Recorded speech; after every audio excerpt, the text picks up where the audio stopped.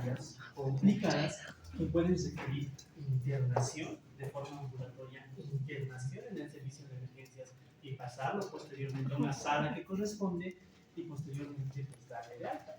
¿Y cómo sabemos nosotros que una infección urinaria requiere una internación? ¿Ya? Si ustedes ven redes sociales, ¿ya? Hay muchos casos de negligencia. Siempre hay posteos, ¿no? Hay videos, hay fotos y postean de que un familiar no ha sido atendido de forma adecuada y a la felicidad hace un par de días nomás vi uno de la banca privada de la OIT y la banca estatal de salud, donde una esposa lleva a su marido y le dicen que está primero delicado, luego le dicen que está estable, luego le dan de alta y posteriormente fallece. ¿Ya? Entonces, es triste ver casos así, no es bueno. Y eso depende de qué buen juicio clínico ustedes tengan al momento de evaluar pacientes. ¿Ya? No solamente hacen semiología, también hay que pedir estudios complementarios que puedan respaldar nuestro diagnóstico, porque si no, ¿cómo van a justificar ustedes?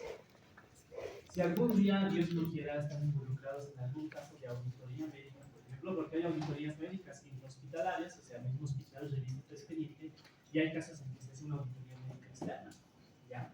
Y ustedes no pueden terminar en esos problemas, porque aunque no crean si falta semen, si falta firma, empiezan a revisar tus indicaciones, tus diagnósticos, todo, y te empiezan a molestar, así como yo molesto al momento que hago interconsultas, así, doctor, aquí dice, no sé, que el paciente estaba muy delicado y que requería manejo por soporte vital avanzado. ¿Ha pedido usted terapia intensiva ese día? No, no he pedido, yo pedí al día siguiente. ¿Cree que eso les va a justificar? No.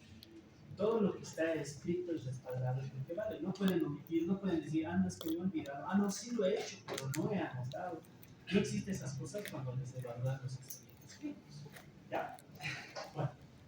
Las infecciones de tracto urinario pueden ser adquiridas en la comunidad y son responsables, vean, en Estados Unidos, ¿no? Estamos hablando de 8 millones de visitas ambulatorias y 1 millón de hospitalizaciones. Sí, obviamente no es lo mismo ver una infección urinaria en una paciente joven, como ustedes, por ejemplo, a que ver una infección urinaria en una paciente que sea diabética, en una paciente que sea gestante, etcétera, o en un paciente masculino mayor a 65 años. Son contextos bien diferentes. Uno tiene que tener cautela cómo va a evaluar y cómo va a diagnosticar en cada uno de ese tipo de pacientes. ¿Ya? Entonces no se olviden, aparte, la infección no solamente puede ser en comunidad, puede ser dentro del mismo sistema de atención de salud. ¿Por qué? Porque hay casos en que es necesario instalar dispositivos como una sonda vesical a los pacientes y si no tenemos la cautela al momento de instalar estas sondas y no tenemos las medidas de antisepsia necesarias, podemos contaminar y podemos causar una infección. ¿Ya? Imagínense, ¿por qué la sonda está infectada? Ah, el interno de apuesta. Esa es una frase bien dicha en el hospital. ¿Quién era el interno? Pueden causar desde un trauma uretral hasta una infección por no instalar bien la sonda vesical. ¿Ya? Entonces eso ya lo deben estar aprendiendo en biología o de repente en prácticas para la instalación de sonda vesical. No se instala a todos los pacientes. Se instalan aquí los pacientes, por ejemplo, pacientes con hiperplasia benigna de próstata, mujeres embarazadas, etc. O pacientes pediátricos que también requieren. Porque, a ver, tomen una muestra de orina en un paciente pediátrico, ¿creen que van a poder? ¿Creen que les van a obedecer? Así tienes que mandar el chorro medio, etc. No se puede. En los pacientes pediátricos es bien difícil, más aún si se revés. Entonces, en esos pacientes se les instala sonda para poder recolectar muestra, por ejemplo. ¿Ya? Pero no olviden que todo procedimiento puede tener sus riesgos. La mitad de las mujeres han experimentado una infección de tracto urinario a los 30 años de edad. Y eso podríamos preguntar aquí en el aula. ¿Cuántas de ustedes, por ejemplo, ya han cursado con alguna infección de vía urinaria desde su edad pediátrica hasta ahora? Cada una debe tener algún antecedente. Unas sí, otras no, etcétera, de que depende de diferentes factores de riesgo. ¿Cuáles son esos factores de riesgo? La primera, la actividad sexual es un factor de riesgo muy importante, ¿no? Entonces, para aquellos que les gusta el delicioso, es un factor de riesgo. ¿Ya? ¿Por qué? Porque lo vamos a analizar dentro de los factores que determinan, por ejemplo, el riesgo de una infección urinaria. La conducta también, ya, las prácticas, ¿no? Que tengan actividad sexual sin protección, que tengan diferentes parejas sexuales, etc. Lo más importante es el uso de protección, por ejemplo, aparte de prevenir infecciones, puede prevenir este tipo de situaciones. ¿Ya? Alrededor del 5% de mujeres, ¿ya? Por lo demás sanas, experimentan una infección de tracto urinario. tienen una infección de tracto urinario, a futuro existe el riesgo de que puedan desarrollar una infección de tracto urinario, ¿ya? Entonces, de repente ustedes tienen familiares. Por ejemplo, en mi caso, mi madre tiene infecciones urinarias recurrentes, ¿ya? Y ella tiene infecciones urinarias recurrentes porque tiene una alteración anatómica, tiene un sistema doble a nivel de lo que es la pelvis y el uretra. Entonces, tiene una doble pelvis y una doble uretra. ¿Cuántos de ustedes, por ejemplo, tienen anomalías estructurales que desconocen? No sabemos. De repente podemos tener. ¿Se entiende, no ve? Entonces, hay factores de riesgo que pueden contribuir a que tengamos infecciones urinarias. ¿Qué factores hay? Vean, anomalías estructurales y funcionales que las vamos a ver. El uso de agentes espermicidas y diafragma en el sexo femenino. El embarazo también es un factor de riesgo porque dentro de los cambios de la fisiología del embarazo hay factores que predisponen a que la paciente pueda tener infecciones urinarias. Por la misma compresión intraabdominal causa que haya aumento del volumen residual y eso pues genera éstasis y puede incrementar el riesgo de una infección. Disminuye el peristaltismo del ureter por los cambios hormonales y eso también nos puede dar un flujo retrógrado o éstasis urinaria y también es un factor de riesgo para colonización o invasión. Los pacientes diabéticos también es un factor de riesgo. La hiperglucemia, lastimosamente, disminuye la actividad del sistema inmunitario. ¿Ya? Todos deben conocer ese dicho, ¿no? Los pacientes diabéticos se hacen heridas, no se dan cuenta y esas heridas jamás sanan. Y no sanan porque el sistema inmunitario es deficiente por la hiperglucemia. Entonces, prácticamente sería como un foco para poder colonizar por diferentes microorganismos o gérmenes. La obesidad, obviamente asociada a estados metabólicos. El hecho de procedimientos como el sondaje o la instalación de sonda vesical o cualquier procedimiento que involucre las vías urinarias también es un factor de riesgo. Inmunodepresión, pacientes con HIV, obviamente, y factores genéticos. Entonces, aquí tenemos una lista de factores de riesgo, por ejemplo, aquí tenemos para una infección urinaria en general. Todos estos factores nos pueden dar una infección de tracto urinario, pero hay factores de riesgo que también están presentes y son más importantes en lo que llamamos infección de tracto urinario complicado o una ITU complicada, ¿ya? ¿Cómo cuáles? No sé si pueden ver ahí, vamos a ir uno por uno. Vean, la uropatía obstructiva, hemos indicado la uropatía obstructiva, ¿qué tipo de lesión renal aguda me puede dar? Una postrenal. Entonces, esa uropatía o esa obstrucción va a condicionar la presencia de éstasis, del reflujo y obviamente una infección urinaria. Estenosis uretral, también, ya, cuando hay un estrechamiento en el túnel de la uretra, la presencia de litos. Los litos van a actuar como si fueran cuerpos extraños y pueden ser colonizados fácilmente por cualquier microorganismo. ¿Ya? ¿Cuántos de ustedes tienen litos? ¿Alguien sabe? ¿O alguien ha cruzado con litiasis renal, por ejemplo? Es frecuente. ¿Ya? Sigan tomando Coca-Cola, ya no son tampoco. La presencia de TEUs, tumores, la vejiga neurógena también, ya cuando existe una disfunción de los músculos de contracción del detrusor, también puede condicionar la presencia de retención de volumen residual o reflujo. Anomalías morfológicas, ahí entramos a las alteraciones estructurales, riñón en herradura, riñón en esponja, un uréter ectópico, un megauréter, la estenosis de la unión biureteral, valvas uretrales, derivaciones urinarias quirúrgicas como la ureteroidostomía o neovética, por ejemplo. ¿Ya? Entonces son anomalías morfológicas que son factores de riesgo para una ITU, pero complicada. Anomalías funcionales, en este caso vamos a hablar del reflujo vésico-uretral, ¿ya? Y también el embarazo. Y por los cambios fisiológicos del embarazo, estas pacientes que son gestantes tienen un reflujo vésico-uretral. Las lesiones del uroterio también son condiciones, ¿ya? Lesiones por sustancias químicas o por radiación. Entonces ahí tenemos alteraciones anatómicas y funcionales. Entonces, si ustedes tienen ya un paciente que tenga cualquier antecedente de estos, por ejemplo, un paciente con hiperplasia benigna de próstata y están en un contexto de infección urinaria, tienen que descartar que esta infección urinaria o simplemente es una ITU o de repente es una ITU, pero es una ITU complicada, ¿ya? ¿Por qué? Porque las infecciones urinarias, por ejemplo, se pueden tratar de forma ambulatoria. Vienen al consultorio, tú la examinas, pides laboratorios, le mandas tratamiento empírico a la casa y haces un control, no sé, en 5 días. Y si hay mejora clínica, ya has tratado esa infección urinaria y luego haces medidas de prevención.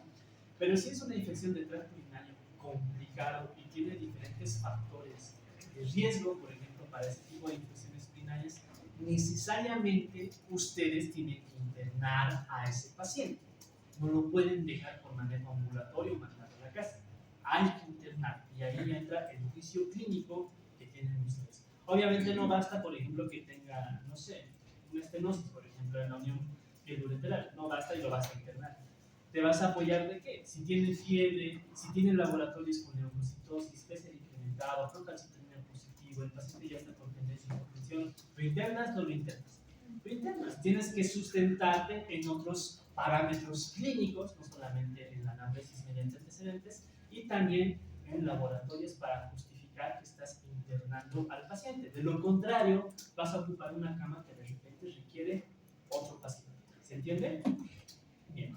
Patologías de base, no lo olviden, pacientes con diabetes mellitus, la hiperglucemia condiciona que no haya buen sistema inmunitario, la inmunodeficiencia, ¿ya? El trasplante renal también, ¿por qué? Porque cuando se hace el trasplante renal, estos pacientes reciben corticoides para poder ser tolerantes a ese procedimiento que es realizado y que no exista el rechazo por una respuesta del sistema inmunitario. Entonces, estos corticoides predisponen a que haya una inmunosupresión. No olviden que los corticoides inhiben a qué enzima, a la fosfolipasa A2, que va a cortar toda la vía de la producción de citocinas inflamatorias. O sea, no va a dar lugar a prostaglandinas, leptotrinas, tromboxanos o lipocinas. Corta absolutamente todo y de esa manera frenamos la respuesta inmunitaria. Además, que también actúa a nivel de la interleucina 10 y la interleucina 10 también se encarga de suprimir a toda la respuesta inmunitaria celular y humoral. Bien, pacientes con HIV, no olvidemos que las infecciones oportunistas son al final que se llevan a este tipo de pacientes. ¿Ya? Insuficiencia renal crónica. Cuando ustedes ya tengan pacientes con enfermedad renal crónica, estos pacientes cuando ya están en programa de hemodiálisis ya no orinan. No es necesario que les pongan sonda vesical. A veces les ponen sonda vesical así de adorno a un paciente con ES crónico que jamás va a orinar y está ahí su sonda. Y es un foco de infección porque es un dispositivo, entonces pues tengan buen juicio. Si saben que el paciente dializa, es un enfermo renal crónico, ¿para qué le van a poner sonda? Estos pacientes no van a orinar y si orinan, no sé, 20 ml, 50 ml en 24 horas, en 2 días, en 3 días. ¿Para qué le vas a poner sonda vesical? Para nada. Entonces sean bien cautelosos porque es muy tonto que pongan una sonda a un paciente que jamás va a orinar o va a tener una diuresis mínima. ¿Comprenden? Instrumentación urinaria reciente, la instalación de sonda, el catéter doble J o nefrostomía, cualquier procedimiento invasivo también es un factor de riesgo. El sexo masculino, principalmente en pacientes ancianos mayores de 60 años, que tengan infecciones previas y que sean resistentes a antibióticos. ¿Ya? La mayor parte de los pacientes que tienen itus recurrentes generalmente es por cepa bleu, ¿ya? Que son gérmenes productoras de beta-lactamases y lastimosamente eso condiciona que sean resistentes y necesitan tratamiento antibiótico de amplio espectro. ¿Ya? Entonces, ¿de qué dependen las infecciones urinarias? Por ejemplo, en el ámbito hospitalario tengan por seguro que pueden ser gérmenes resistentes. Yo les he explicado que en los hospitales, a pesar de todas las medidas de desinfección que se realicen, lastimosamente hay gérmenes que no se pueden eliminar y cuando el paciente entra en contacto con estos gérmenes o el personal de salud no tiene todas las medidas de bioseguridad que corresponden al momento de atender pacientes y hacer procedimientos, condicionan a que puedan colonizar y posteriormente invadir y causar un proceso infeccioso. ¿Ya? Y generalmente son microorganismos multiresistentes, es bien difícil. Por ejemplo, una vez yo acepté una transferencia del hospital boliviano holandés de satélite y me dijeron que simplemente era un absceso pulmonar. Y yo acepté el absceso pulmonar porque el hospital holandés, por ejemplo, no tiene quirófano para cirugía de tórax y como es absceso pulmonar, tienen que hacer una neumonectomía o lobectomía, dependiendo si afecta un lóbulo o todo el pulmón está comprometido. La aceptamos y 2 días después nos mandaron resultados del cultivo de esa paciente y era un germen que era pseudomonas que era PAN resistente. PAN resistente es resistente a todo. Entonces prácticamente hemos contaminado a nuestro hospital con un germen que es PAN resistente. Entonces, por eso a veces no se aceptan transferencias de los hospitales. Primero pedimos laboratorios para asegurarnos de que no predispongamos a que otros pacientes adquieran infección por ese germen que estamos metiendo al hospital. ¿Se entiende? Es bien difícil. ¿Cómo se clasifican las ITUs? Y esto es bien importante que la sepan, ¿ya? Se van a clasificar según su localización anatómica en altas y bajas, según el tiempo de evolución o duración en aguda y crónicas, y según la adquisición en comunitaria o nosocomial, es decir, intrahospitalaria, según la gravedad o la presencia de complicaciones en una ITU complicada y en una ITU no complicada, y según el cuadro clínico, en una ITU sintomática y en una ITU asintomática. ¿Se entiende? ¿Ya? Entonces, esta es una clasificación. Si ustedes buscan, hay muchas clasificaciones, ¿ya?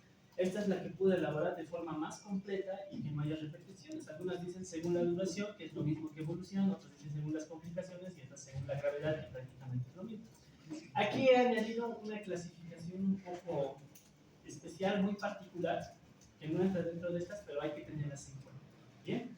Entonces, no olviden, puedo decirles es una infección del tracto urinario alto, una infección del tracto urinario bajo, es una ITU aguda, es una crónica, y todo eso ustedes lo tienen que saber, porque cuando hacen diagnósticos no basta que pongan infección urinaria, o infección del tracto urinario, o infección de vía urinaria, van a venir y los van a patear. Así se clasifican las ITUs, doctor. Y tienes que poner infección del tracto urinario alto complicado. Si corresponde. ¿Se entiende? Los diagnósticos tienen que ser completos, no hay diagnósticos a medias. Y hasta que pidan los laboratorios y todos los estudios que corresponden, recién pueden darle un diagnóstico más completo. Por ejemplo, según la clasificación anatómica, las de tracto urinario bajo son la cistitis, la prostatitis, la orquiepididimitis y la uretritis. ¿Ya? Todo esto es parte del sistema urinario bajo. Tenemos a la uretra, tenemos al epidídimo en el caso del sexo masculino, a la próstata en el caso del sexo masculino y a la vejiga urinaria para sexo femenino y para sexo masculino. Entonces, un paciente puede tener cistitis cuando hablamos de paciente masculino y femenino, y ya para netamente masculinos, prostatitis y orquiepididimitis. ¿Se comprende? Bien. Ahora, ¿cuál es más frecuente en cuál? La cistitis es más frecuente en mujeres. En hombres es muy raro, realmente muy raro. Pero sí puedes ver uretritis, etc. Y prostatitis. Las infecciones del tracto urinario alto, como ustedes pueden ver, prácticamente la baja es hasta la vejiga y de ahí no pasa. Sin embargo, una infección urinaria baja puede ascender y llegar al riñón y te va a dar una ITU alta. Entonces, ¿cuáles son esas altas? Una pielonefritis, ¿ya? Cuando hablamos de parénquima, puede ser aguda y puede ser crónica. Una nefritis intersticial bacteriana también. Un absceso, imagínense un absceso parenquimatoso y un absceso perirenal, ¿ya? Y el absceso, ustedes saben que el absceso forma paredes. Los antibióticos no es suficiente para tratar este tipo de infecciones, porque los antibióticos no pueden atravesar la pared, no pueden atravesar la pared del absceso y necesariamente requieres dos conductas. La primera es una conducta quirúrgica donde ingresan, hacen limpieza, sacan el absceso y luego hay que ingresar con toda la antibiótico terapia. ¿Se comprende? Pues eso es bien importante. ¿Cómo diagnostican absceso? ¿Creen que pueden diagnosticar absceso solamente con clínica? No, hay que pedir estudios complementarios. ¿Sí? Consideraciones, aquí tenemos una ITU no complicada y una complicada. Vean, una no complicada hace referencia a infecciones, por ejemplo, en mujeres no embarazadas o que no tengan comorbilidades o que no tengan anomalías estructurales o neurológicas. Estas son anomalías estructurales. Bueno, cuando hablamos de neurológica, hablamos de la vejiga neurogénica, ¿ya? Cuando hay una alteración funcional, porque cuando no existe buena contracción del músculo detrusor, obviamente va a causar éstasis urinaria y eso es un foco para colonización, ¿ya? Entonces, ITU no complicada va a ser cualquier paciente que no sea embarazada, que no tenga comorbilidades. ¿Como cuál? Comorbilidades como cuál? Hemos mencionado glucemia. ¿Cuál es? Que no sea diabético, ¿ya? Que no sea mayor de edad, 65 años, o que no tenga cualquier anomalía estructural o funcional, va a ser una ITU no complicada. En cambio, una ITU complicada tiene factores de riesgo, tanto varones como mujeres. Vean, entonces también personas con cuerpos extraños como una sonda vesical permanente o que tenga litiasis renal es un factor de riesgo, y si tiene infección urinaria tú podrías indicar que tiene una infección de tracto urinario complicada. ¿De qué depende? También va a depender de la clínica, ¿ya? De pacientes con enfermedad renal, pacientes con inmunodepresión, con obstrucción, con retención urinaria secundaria a trastornos neurológicos, infecciones asociadas a atención sanitaria o el uso reciente de antibióticos son factores de riesgo para indicar o considerar que estamos frente a una infección de tracto urinario complicada. ¿Se entiende? Fácil, ¿no? Entonces, si tú te sabes los factores de riesgo, desde comorbilidades, que la paciente está embarazada, que porta dispositivos, etcétera, tú ya puedes considerar que este paciente puede o no tener una infección de tracto urinario complicada. ¿Se entiende? Ahora puede ser una ITU baja o alta y puede ser complicada o no. ¿Se comprende, no? Entonces ahí vamos ya catalogando realmente cómo son las infecciones urinarias. ¿Qué más? La ITU complicada, vean, la duración del tratamiento es mucho más larga. No es lo mismo que una ITU no complicada, ¿ya? Entonces, la ITU complicada va a requerir un tratamiento antibiótico y va a requerir estudios complementarios para poder determinar qué germen está causando esa infección. Pero eso no significa que las ITUs no complicadas, por ejemplo, puedan evolucionar a una forma clínica grave. Entonces, no subestimen a las infecciones urinarias. De repente, tú en tu consulta externa atiendes a la paciente, tiene toda la clínica por una infección urinaria, le das tratamiento, le dices vuelve en 5 días, vuelve en 5 días y vuelve en peor estado. Entonces, tú ya podrías considerar, por ejemplo, que el tratamiento que le has dado de repente no le ha pegado a los gérmenes. Es otro germen el que está causando. O de repente tenía factores predisponentes que está causando que esa infección esté progresando, por ejemplo, a una infección urinaria complicada. Entonces, necesariamente lo vas a tener que interno. ¿Ya? Bien. Esto es consideración de la ITU según la frecuencia.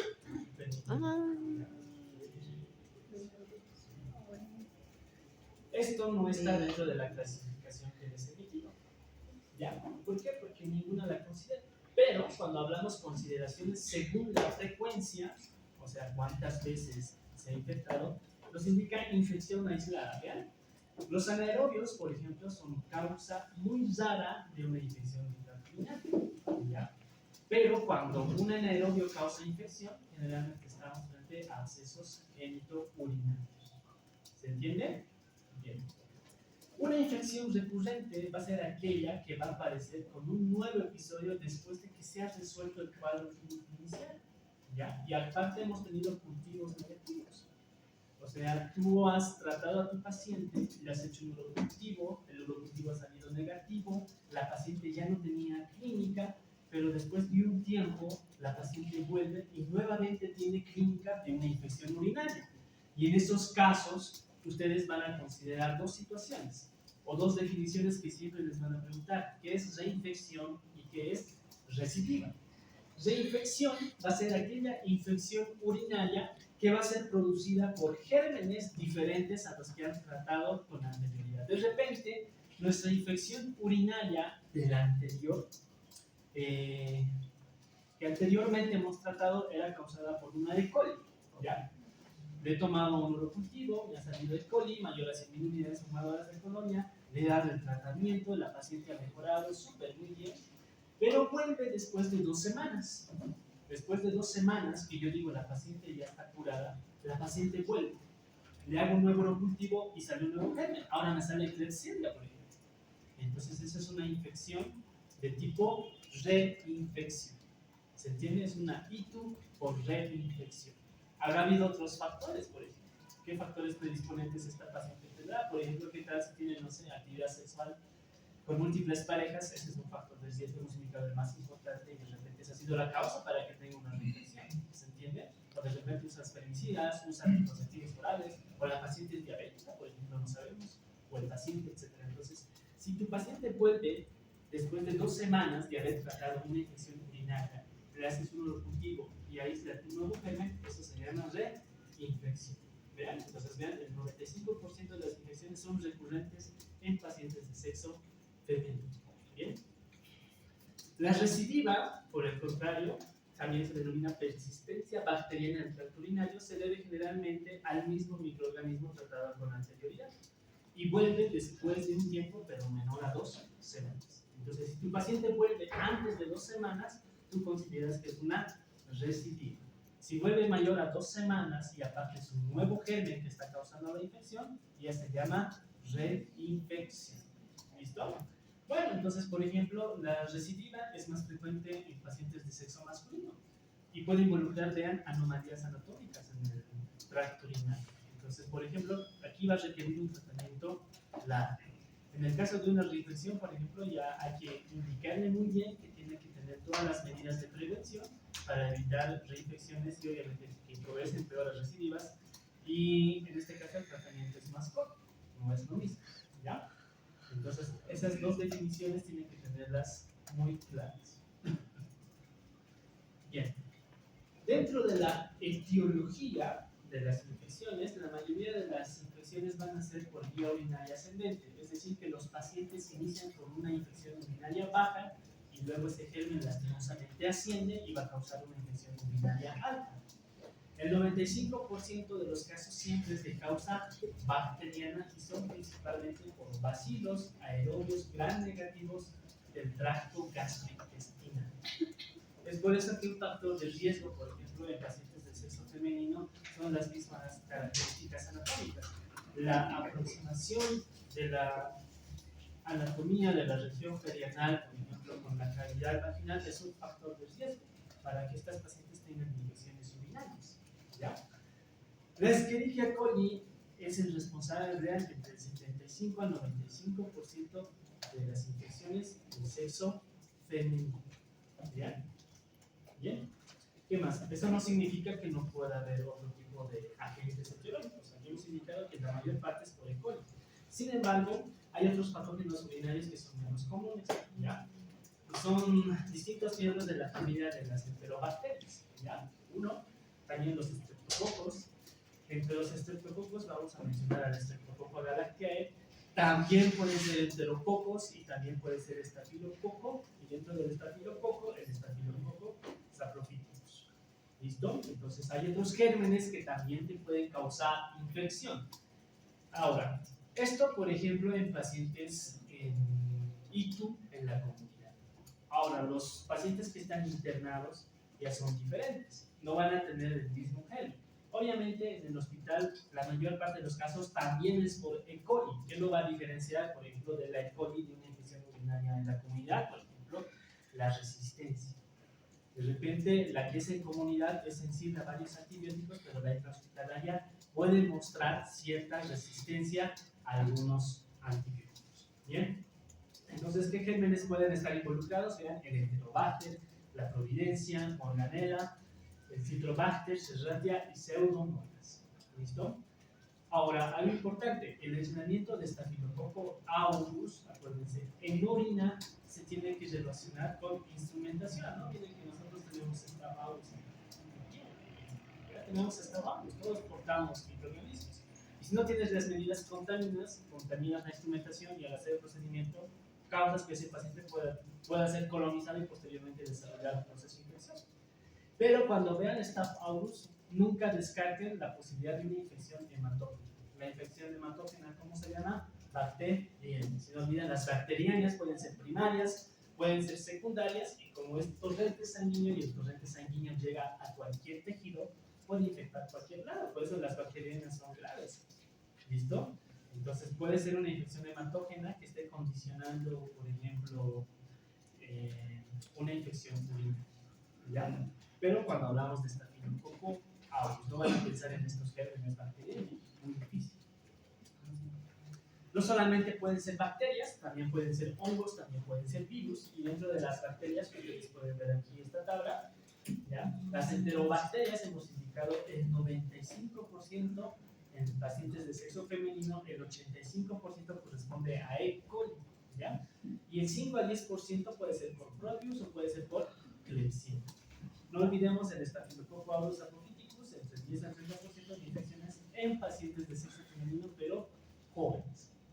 En pacientes masculinos, enterobacterias, el 75%, sigue siendo frecuente, E. coli, ya, y el 25% se va a aislar otro tipo de gérmenes, por ejemplo también estafilococos atopíticos, pero está bien raro en pacientes de sexo masculino, ¿ya? En pacientes masculinos no van a encontrar, por ejemplo, infección de vía urinaria baja, es más frecuente que sea alto, que sea complicado y que tenga muchos factores de riesgo. Como vemos ahí, hemos indicado los anaerobios son una causa muy rara de infección, pero si causan infección, pues obviamente va a estar relacionado con abscesos genito-urinarios y producen gas y producen cavitación. El gas, ¿cómo se ve en la tomografía o en la radiografía? Negro. O ves imágenes radiolúcidas o ves imágenes hipodensas. Por ejemplo, en una tomografía, si tú ves una mancha en el parénquima renal y es de color negro, ¿qué pensarías? En gas. O si ven una cavidad a nivel renal, es una cavitación. Entonces, ¿qué pensarían? Que son gérmenes anaerobios. ¿Listo? Entonces, eso en imagen y en la también pueden ser hongos, pero son infrecuentes. ¿Ya? ¿En qué casos vamos a ver hongos? En pacientes con inmunodepresión o pacientes que estén internados en terapia intensiva. En terapia intensiva nosotros siempre calculamos algo que se llama el Candida Score para poder ver cuánto de porcentaje tiene el paciente de desarrollar una candidemia y esa candidemia cuánto riesgo tiene, por ejemplo, para poder desarrollar una infección por hongos. Pero no olvidemos que en un contexto de paciente inmunodeprimido es muy probable que pueda desarrollar cándida. ¿Cuál es la más frecuente? La Candida albicans, es el ribopatógeno más frecuente y más prevalente en este grupo de pacientes, pero también podemos encontrar Candida glabrata o Trulopsis glabrata. Y es importante, ¿por qué? Porque, por ejemplo, en mi hospital alguna vez hemos diagnosticado Candida glabrata en pacientes que son diabéticos y lastimosamente este tipo de gérmenes son resistentes al fluconazol, ¿ya? Y para lo único que son sensibles son para las famosas equinocandinas. Por ejemplo, dentro de las equinocandinas, que ya son otro tipo de antimicóticos, está la nidulafungina, está el voriconazol. ¿Saben cuánto cuesta, por ejemplo, ese tipo de medicamentos? Cada frasco cuesta 1.125 bolivianos, 1.200 bolivianos. Un frasco, ¿cuánto tiempo hay que hacer, por ejemplo, si está con candidemia y tiene una hipo, este tipo de gérmenes? El tratamiento es prolongado. Imagínense darle 21 días con un tratamiento que cuesta cada día 1.200 bolivianos. ¿Se imaginan cuánto va a gastar solo en tratamiento? Entonces es bien complicado. Obviamente el que tiene recursos lo va a comprar, el que no, no, y al final la candidemia se lo lleva. Por eso es bien importante que ustedes siempre soliciten puro cultivo cuando corresponde. Las infecciones por virus realmente son excepcionales como causa de infecciones urinarias, pero podemos mencionar dos: el adenovirus y el poliomavirus beca, que pueden producir cistitis hemorrágica grave, pero en pacientes trasplantados de médula ósea. ¿No? Entonces es muy raro. Entonces, ¿qué tienen que pensar? Que el E. coli, y tienen que pensar en hongos. ¿Listo? Dentro de la etiología, las infecciones que se producen, por ejemplo, en hospitales con centros de cuidados crónicos van a involucrar a un grupo más variado de microorganismos, como la Enterobacter, Providencia, Morganella, Citobacter, Serratia y Pseudomonas, lo mismo que hemos mencionado aquí, ¿ya? En los gérmenes. ¿Vean? Entonces, por ejemplo, esos son en centros hospitalarios, donde ya lastimosamente hay otro tipo de gérmenes que pueden tener cualquier variedad de resistencia a cualquier tipo de antibiótico. Y un problema importante, por ejemplo, en el ámbito hospitalario, los pacientes hospitalizados que portan sonda vesical pueden desarrollar infecciones por bacterias productoras de BLE, que son beta-lactamasas de espectro extendido. ¿Ya? Entonces es importante, porque si es cepa BLE, el tratamiento no es el mismo. ¿Por qué? Porque es resistente prácticamente a todos los beta-lactamados. Entonces, ¿qué tratamiento vamos a usar? Según el antibiograma, nosotros nos vamos a orientar. ¿Cuáles son productores de beta-lactamasas o qué cepas son identificados con mayor frecuencia? E. coli cepa BLE y Klebsiella cepa BLE. ¿Ya? Entonces, no se olviden. Por eso es importante solicitar un cultivo. ¿Qué tal si tu paciente tiene cepa BLE y tú le sigues dando antibióticos y no le estás pegando al germen? Tu paciente va a volver mucho peor, va a ingresar por emergencias y se va a tener que internar. ¿Ya? Entonces no olviden que la sepsis es una afección altamente mortal. Por eso la sepsis es una de las primeras causas de ingreso a la unidad de cuidados intensivos. Y la sepsis puede ser a cualquier foco: sepsis urinaria, sepsis pulmonar, sepsis a nivel meningio, sepsis a nivel abdominal, sepsis a nivel mediastinal, sepsis a nivel pleural, etc. La sepsis puede dar en cualquier lado, cuando no se trata de una infección de forma apropiada y de forma adecuada. ¿Listo? Entonces, en pacientes hospitalizados, nunca descarten la posibilidad que pueda ser una cepa bleb, ¿ya? Y bueno, dentro de su fisiopatología existen factores transparentes. Vean, la tríada que nosotros analizamos siempre es el microorganismo, el hospedador y el entorno. Cuando hablamos de microorganismo, tenemos que ver qué tipo de microorganismo es, qué factores de virulencia tiene. Por ejemplo, aquí la cepa B será un factor importante dentro de las características del microorganismo. Sí, muy importante.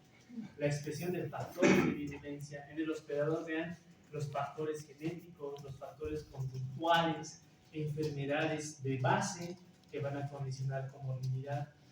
En el entorno, vean la ecología a nivel de calidad vaginal, las anomalías anatómicas y funcionales y la presencia de dispositivos van a condicionar toda la patogenia de la infección urinaria.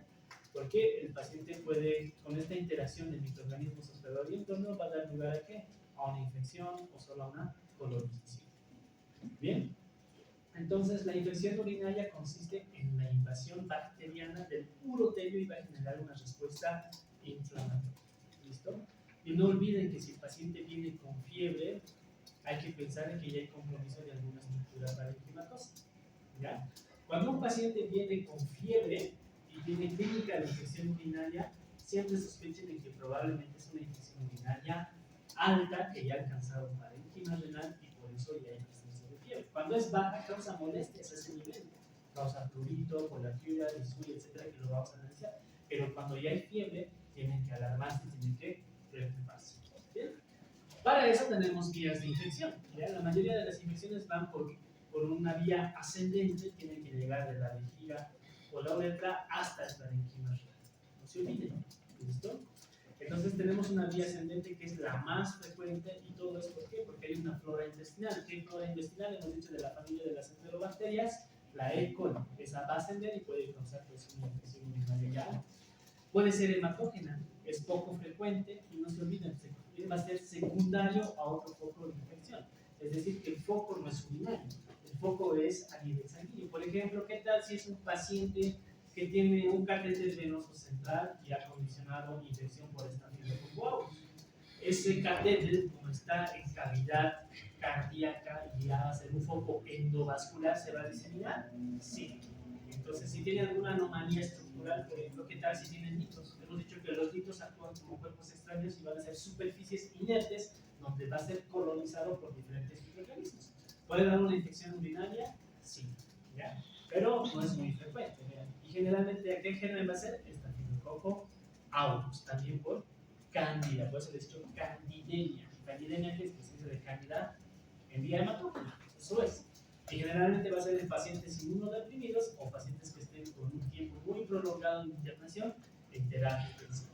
O también puede ser por Mycobacterium y tuberculosis. ¿Cómo se llama la tuberculosis? Que es de diseminación hematógena.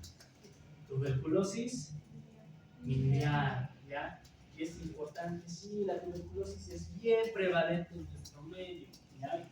Si tienen oportunidad de ir al tórax, vayan al neumólogo, hay una gran variedad de pacientes con tuberculosis, pulmonares y extrapulmonares, con tuberculosis gastrointestinal, con tuberculosis urogenital, con tuberculosis miliar, cuando es miliar es que está en todo, y esos pacientes tienen riesgo de hacer meningitis por tuberculosis, etc. ¿Se comprende? Entonces la tuberculosis miliar es por diseminación hematógena. Pero obviamente no vas a pensar pacientes con tuberculosis miliar en cualquiera, tienen que tener factores de riesgo. ¿Cuáles son esos? Los pacientes inmunodeprimidos principalmente.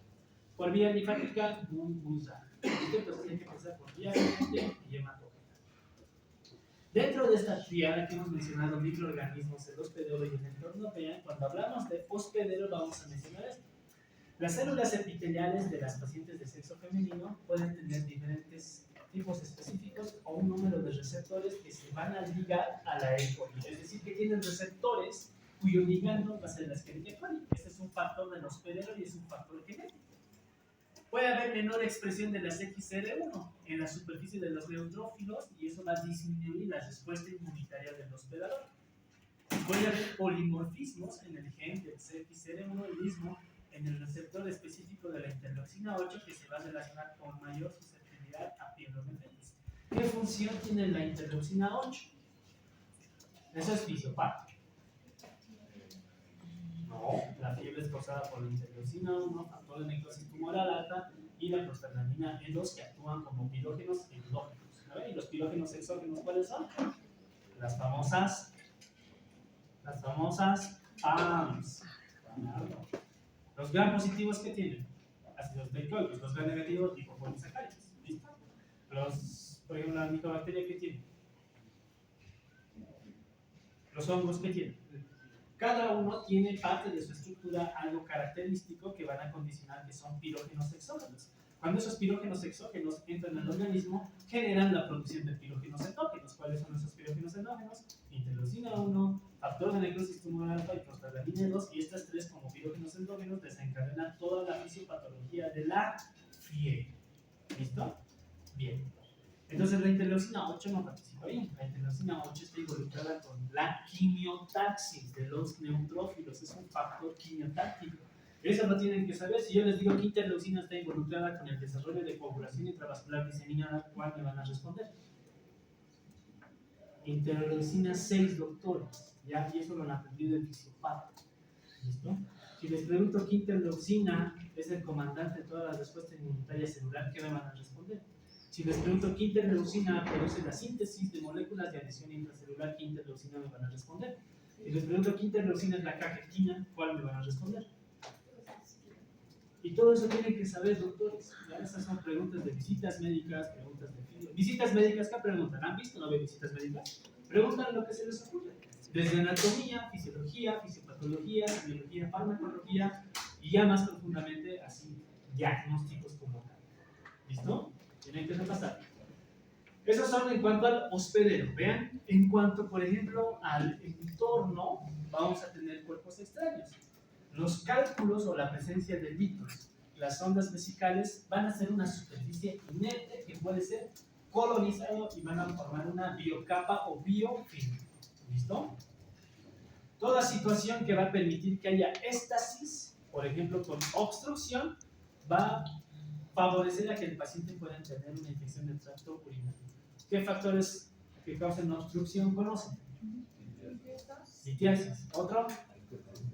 Estenosis. ¿Otro? Hiperplasia. ¿Otro? ¿Qué se llama cuando el uréter está así tortuoso? Hidronefrosis. Entonces todos esos factores van a condicionar éstasis o que sean colonizados. ¿Ya?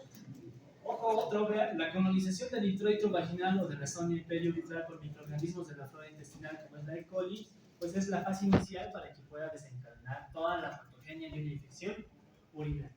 Vean, el coito se acompaña de un mayor peligro de colonización de la vagina por E. coli. ¿Ya? El espermicida, por ejemplo, como el nonoxinol 9, es tóxico para la microflora. No olviden que en cavidad vaginal tenemos una microflora, tenemos un pH, tenemos los lactobacilos, tenemos factores que son protectores dentro de la cavidad vaginal. Cuando se altera esa fisiología, favorecemos al desarrollo de otro tipo de flora. Entonces eso condiciona infecciones. ¿Listo? Por ejemplo, los espermicidas y el diafragma que hemos indicado en un principio son factores, por ejemplo, dentro de la ecología. En las pacientes que son postmenopáusicas ya no hay lactobacilos. Estos lactobacilos, que es un factor protector de la cavidad vaginal, cambia por la colonización de microorganismos gram negativos. ¿Ven? En pacientes embarazadas hay una disminución del peristaltismo uretral, ¿ya? También hay hipotonía de uréteres y eso condiciona un reflujo vesicouretral y eso es un factor también dentro de las alteraciones funcionales que van a favorecer el desarrollo de una infección urinaria. Por eso en las embarazadas o gestantes no se les puede escapar infecciones urinarias. ¿Por qué? ¿Una infección urinaria desencadena proceso inflamatorio? Sí. ¿El proceso inflamatorio causa liberación de citocinas? Sí. Dentro de las citocinas, ¿qué citocinas son las importantes? Las prostaglandinas. ¿Ya? Si yo les pregunto, ¿la prostaglandina a nivel uterino qué causa? con causa relajación de músculo liso. Entonces, si tú no tratas a tu paciente embarazada una infección de tracto urinario, y no sé, digamos que está en sus 28 semanas, no es un embarazo que esté a término, va a condicionar contracción uterina, eso es una amenaza de parto prematuro. Por eso es importante que traten las infecciones en las embarazadas. No se les puede escapar, doctores. En provincia, de cada 10 pacientes, ya les he dicho, la mitad son embarazadas, y la mitad son pacientes pediátricos y la otra mitad son abuelitos. Y como ven pacientes embarazadas, ustedes tienen que hacer el control de su tarjeta prenatal, que ya me imagino lo están viendo en la obstetricia, y saben qué estudio se tiene que pedir a esa mujer embarazada. ¿Listo? No olviden que por los cambios fisiológicos del embarazo tienen factores para desarrollar infección. Y dentro de los factores del microorganismo, vean, las cepas de coli pueden tener factores de virulencia, ¿como cuáles? Las fimbrias. Y dentro de estas fimbrias, la fimbria pelo tipo 1, que tienen la capacidad de unirse a las uroplaquinas de las células o del urotelio de la vejiga. O sea, esas fibras le van a dar mayor capacidad de fijación al urotelio, y ese es un factor de virulencia dentro de la fisiopatología. ¿Bien? ¿Listo? Entonces ya hemos visto epidemio, hemos visto clasificación. ¿Qué más hemos visto? Hemos visto la etiología según los gérmenes. Hemos visto dentro de su fisiopatología qué factores interactúan para dar lugar a este cuadro. Y tenemos que hablar ahora del cuadro clínico, ¿no? ¿Qué manifestaciones va a tener ese paciente? Cuando es paciente con infección de tracto urinario bajo, y hemos indicado que el bajo es cistitis, prostatitis, orquiepididimitis y uretritis, ¿qué van a tener?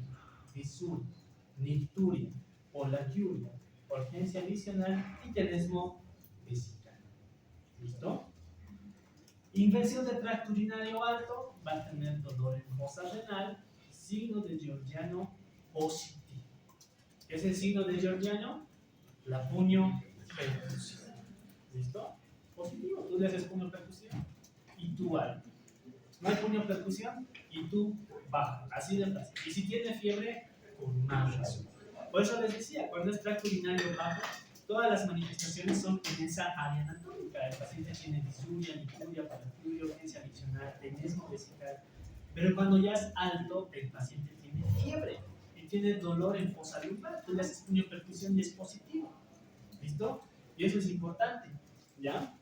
Yo una vez me acuerdo de interno, tenía un paciente que ha ingresado ya con antecedente de litiasis renal, tenía fiebre, tenía vómitos y aparte también tenía clínica de infección urinaria baja, pero ya por la fiebre tú indicas que es una infección de tracto urinario alto, ¿no? Bueno, como interno, cuando eres interno, por ejemplo, en el hospital de clínicas, en emergencias, hay internos que se encuentran en el triaje y en el triaje seleccionan qué pacientes entran y cuáles no entran. Entonces, como ya era una ITU alta, era una fiebre, entonces tú lo tienes que internar. Lo internamos, le designas al otro interno a que haga el ingreso y el otro interno viene y entra por la pone, ¿no? Infección de tracto urinario bajo, sabiendo que tenía litiasis y sabiendo que ya tenía fiebre. Y uno va, yo le pregunto, ¿le has hecho puño percusión? No. ¿Por qué? Es que si le hago puño percusión, tal vez el hito se va a desplazar. ¿Cómo puede haber eso en su imaginación? O sea, solo porque piensa que el hito se va a mover al hacer el puño percusión. Eso no es el pensamiento de un médico, ¿no? Tú le haces y confirmas que es contigo. ¿Listo? Entonces, cuidaste en cometiendo esas barbaridades como internos. ¿Listo? Todo eso queda condicional inflamación de la vejiga cuando hablamos de un tracto urinario bajo, ya desde una cistitis, o infección del parénquima del sistema pielo-carnicial cuando hablamos de una infección del tracto urinario alto. No olvides, el alto, ¿cuál es? Pielonefritis, que puede ser aguda crónica, nefritis intersticial bacteriana, la presencia de absceso parenquimatoso renal o absceso períneo. ¿Listo? ¿Alguna duda con esto? La primera tarea que van a hacer es me van a hacer las definiciones de toda esta clínica. ¿Qué es disuria? ¿Qué es nicturia? ¿Qué es polaquiuria? ¿Qué es urgencia miccional? Algunos le ponen como síndrome miccional. ¿Y qué es tenesmo vesical? ¿Listo? No se preocupen, al finalizar las clases les voy a mandar esto a su grupo. ¿Para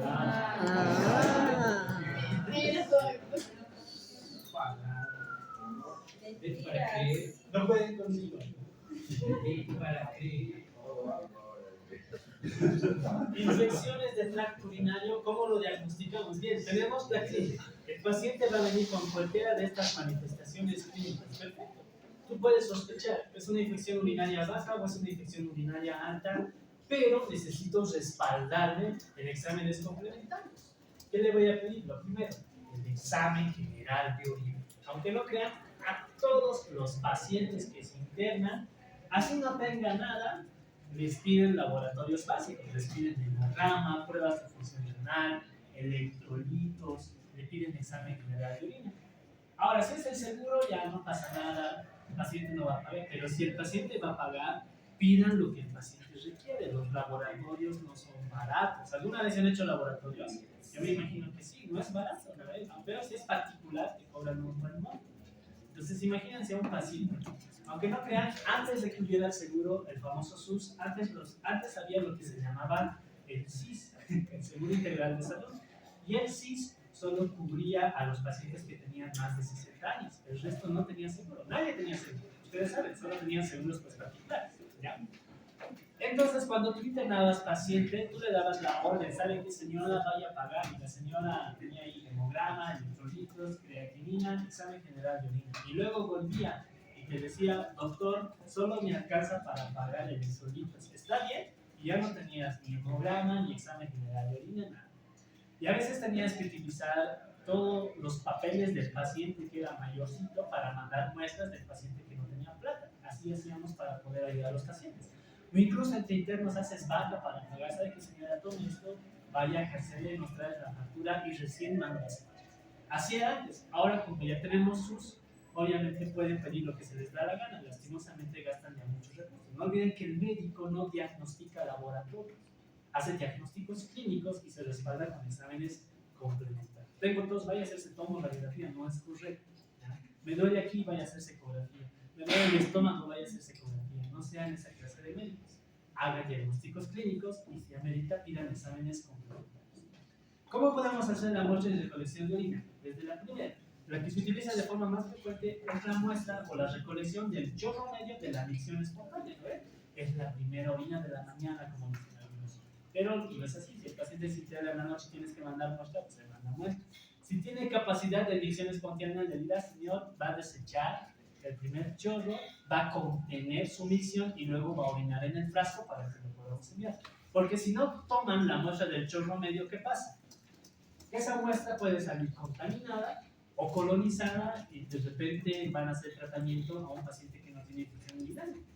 Por eso hay que mandar el chorro medio, porque la primera que sale va a estar contaminada por toda la microbiota. Ustedes lo mandan al cultivo y bien capos, no tiene infección por 3 gérmenes, ha hecho el coli, Klebsiella y todo. ¿Qué le voy a dar? ¿Y qué tal si solamente es contaminada y la muestra mala? A eso tienen que ver. Entonces, eso es muy importante. Vean, ahí dice, la recolección de la muestra tiene que ser adecuada. ¿Por qué? Porque si ustedes no toman una muestra adecuada, les va a salir pues varios gérmenes y simplemente eso es contaminación de la muestra. Ahora, la muestra no solamente puede ser por una micción espontánea, en algunos casos hay que instalar sonda vesical. ¿Ya? Hay que instalar sonda vesical. Por ejemplo, en UTI todos los pacientes tienen sonda vesical.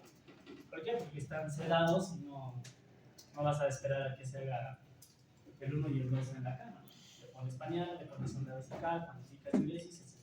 Cuando se instala la sonda vesical, de igual manera, se hace con todas las medidas de antisepsia para que la muestra también sea adecuada. De lo contrario, también va a ser una muestra contaminada. Y en algún caso, por ejemplo, se hace una aspiración suprapúbica. En algunos pacientes pediátricos a veces es bien difícil tomar muestra. Incluso con el catéter no se puede, que hay que hacer una punción suprapúbica. ¿Listo? En algunos casos de globo vesical, cuando esa vejiga, por ejemplo, está llena de orina y tiene hiperplasia de próstata y no puede orinar y a veces se le va y no ponen sonda vesical o la sonda no progresa porque la próstata no deja, es necesario hacer el procedimiento de una punción suprapúbica. ¿Ya? Y no se hace así nomás, se hace con mucha cautela, se evacúa de forma rápida porque a veces el músculo se contrae tan abruptamente y puede causar rotura de la vejiga, por ejemplo. Sangrar, ¿se entiende? Entonces, de las tres, ¿cuál es la más frecuente? Pues la micción espontánea. Pero también el cateterismo vesical es una forma de obtener muestras. También se desecha en la primera y la segunda se envía. Y obviamente la aspiración suprapúbica. ¿Ya? El examen general de orina consta de dos partes. Una en la que se introduce una tira reactiva aquí a la muestra y esa tira reactiva nos va a informar densidad, pH, la presencia de sangre o de pigmentos hemo, la presencia de proteínas, la presencia de glucosa, de cuerpos cetónicos y lo más importante dentro del contexto de infección urinaria, esterasa leucocitaria positiva y nitritos positivos. Si tienes esterasa leucocitaria positivo y nitritos positivos, te orienta a que estás frente a una infección urinaria. Aparte de eso, se hace un examen microscópico que se llama sedimento urinario. ¿Ya? Se centrifuga y el sedimento se lo pone en un portaobjeto, lo llevas al microscopio y empiezas a ver. ¿Ya? Y ves si hay eritrocitos, si hay leucocitos, ya puedes pensar en un proceso infeccioso. Células epiteliales escamosas, cilindros, cristales, y lo que faltaba aquí, la presencia de bacterias también te va a indicar o te va a sugerir que estás frente a una infección